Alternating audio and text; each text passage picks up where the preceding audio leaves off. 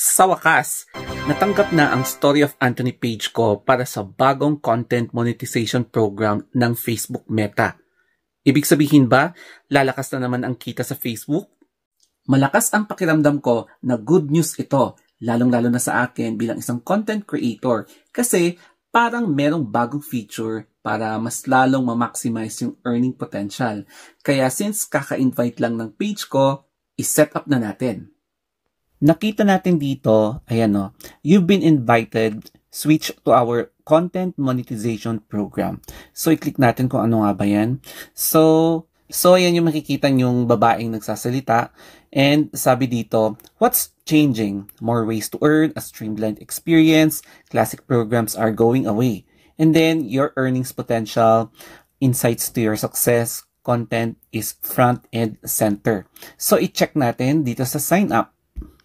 Yan. And then, makikita nyo, nagbabuffer siya, content monetization, setting up content monetization. And you're all set.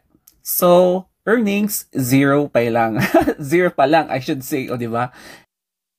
In my own understanding, parang may nadagdag na features sa new content monetization. So, katulad nito, no, yung highlights. So, ibig sabihin, the more highlights, tapos pati ata yung mga stories.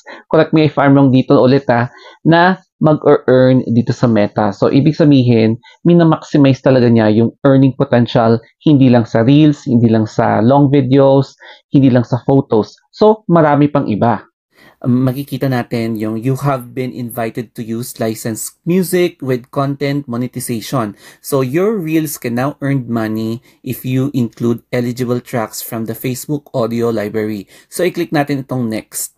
So ayan, earn money from stories. You can now earn money in the content monetization program for views on your eligible public stories. Bubulo na ako. So ayan no, dalawa siya and ayan, you can try it now. Itong isa. Learn more and then try it now. Pero syempre, since more on myself lang, kaya ito ang magic question. Mas lalo nga bang lalaki ang kita natin sa Facebook, lalo na at meron nang na-install or na-invite ang profile ko sa bagong content monetization program ng Facebook? Ang sagot ko dyan is, let's see kung ano yung mangyayari. Kasi kaka-approve ko lang, kaka-invite lang yung page ko, and tignan natin yung observation, siguro a week or even the whole month of July. So, papatakbuhin natin yon and i-compare ko kung mas malaki nga ba itong bagong feature kaysa sa dati. So, hopefully, hindi pa rin siya stagnant, basta ang importante, upload lang ako ng upload.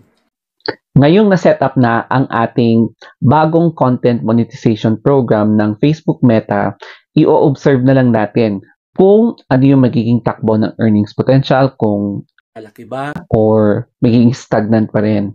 Pero anyway, ang importante dito is wag nating sayangin itong opportunity na to. Huwag tayong mag-re-upload ng content ng iba, tapos sundin na lang natin kung ano yung mga nakasaad sa community guidelines para hindi magka-problema yung Facebook page natin na monetize o kaya yung profile na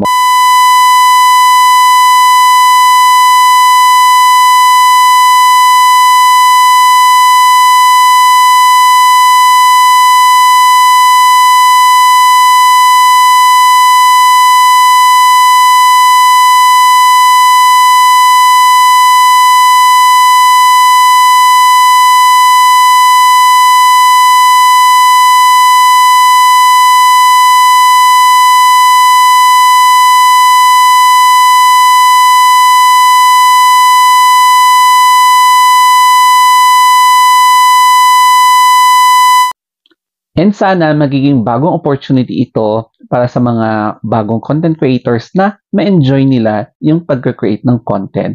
Basta original lang ha. So, thank you so much. Have a nice day. And sana nagustuhan niyo itong video na to. Mwah!